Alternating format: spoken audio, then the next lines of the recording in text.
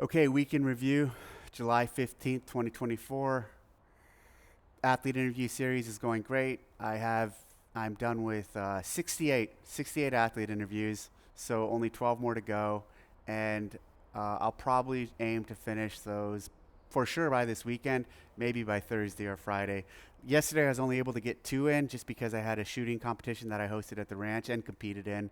And so I was busy most of the day, but two's better than zero. So the day before I did like seven or eight. Today I'll only get a couple in because I have some athlete testing going on this morning, and then have some team meetings later in the afternoon.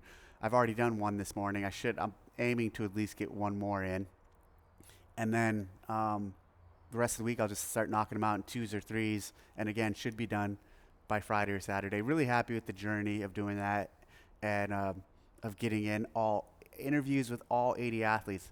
I think I can confidently say nobody else in the space is doing that this year, or can do that, or will do that, or maybe has ever done that, where they interview all 80 athletes, competing athletes, um, before the games. One of the reasons why I can do that is because of the format. I'm doing this very condensed 10 to 15 minute interview format, and I think that allows me to do 80. I think if you're trying to do like a full podcast, like some of these guys do, like an hour or even half an hour, I mean, that's a significant amount of investment in time to pull off. So, really happy with that. Really happy with where it's going. We announced the run swim last week. People always get um, worried when we have outdoor swims. In California, they were worried about sharks. In Madison, they were worried about algae. Here, they're worried about alligators or snakes. This location hosts multiple triathlons and multiple water events, and recreationally, people swim in it. And the city and the area and the people in charge of the lake have no issue with us doing this event, or see no issue with it. We're going to start at 7 a.m., so really early in the morning.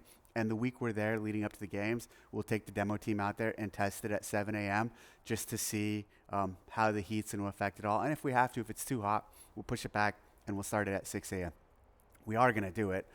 It's just a matter of when. So we've announced that event. That's the opening event Thursday morning. The other outdoor event we've also announced is Farrington Field. The whatever's going to happen out there on the field and on the track, if we do use both, or if we just use one, or if we don't use any of them. We're using something, obviously. So those are the two outdoor events. And first is on Thursday. That second one we announced is Friday night. At this point, that's it. That's the outdoor.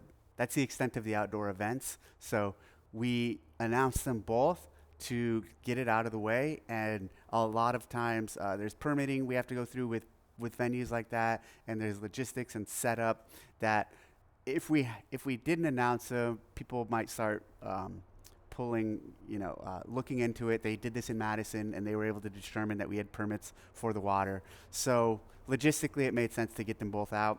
And also, clearly, I really like launching some workouts early to build buzz and excitement and discussion. If you look, a lot of people are talking about, what are we doing at Farrington Field? Um, Talking about the run, swim, run clearly. And the other thing we've announced, Chad, they're talking about Chad. So having these things out there give the people who cover the sport, the athletes, the fans, something to talk about, something to get excited about, something to build momentum. So this is part of the entertainment of the sport and of the CrossFit Games, is announcing those early. But again, we're done. I'll say this, with outdoor events. So everyone can understand that's the extent of what we're doing outside. The rest of all the other events are going to be in the stadium. Let's dive into comments. Vindicate 8363, love the content you're putting out. Why is it not being used or presented on the Games podcast or the CrossFit YouTube channel? Seems like a no-brainer for a company that needs media right now. They're putting stuff out on both those channels with some of this stuff. And they're putting other stuff out too. At Amy Rocco Bruna CI 591, my only problem with these athlete interviews is now I have to find time to devote to watching every heat of every event, as I am emotionally invested in every single athlete. Cool, thank you. Yes, but it isn't isn't it beautiful that we will be watching all the heats with the same interest and not only wait for them to be finished to get to the final heat? I don't know if that was intended by Dave, but it for sure is an awesome side effect. I love it. Number one workout from the game. Workout number one from the games was speaking with Dave online. That's at 77. Do you rock? I don't understand that. At Nick Frage, very simple. Just want to thank you for the athlete interviews and all you're doing for CrossFit. Your care is clear and is helping the community as a sport as a whole, as well as having trickle-down impact to individual affiliates and owners like me.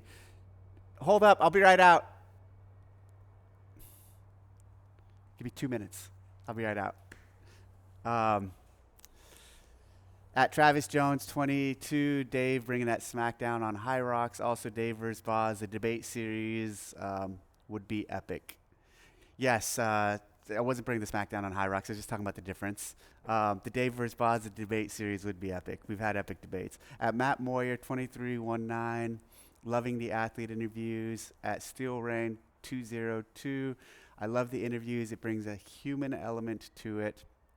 At Avera9636, Joe DeGaines needs to be a part of your interview agenda. Been with CrossFit as an affiliate owner ever since outset. Been a judge at every CrossFit Games and now lead judge. Probably done more seminars than anyone in the space. Would be great to hear his perspective on how CrossFit has evolved over the years. Amazing dude, led my level one. Joe DeGaines, a great guy. I've known him for a very long time.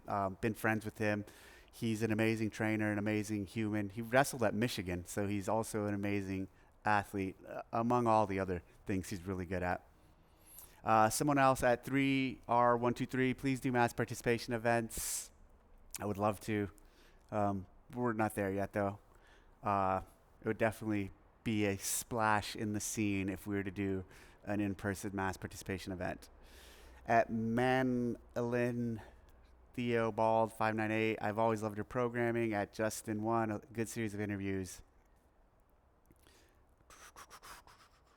Okay. I think that's it. I'm good. I'm done. Handful of interviews. Keep it short. I have people here. I got stuff going on. So I will see you guys next week. If you have any comments, post them in the, if you have any thoughts, post them to comments, and I'll try to address them next time. All right. We should have more announcements coming soon, too. Thanks a lot. Bye.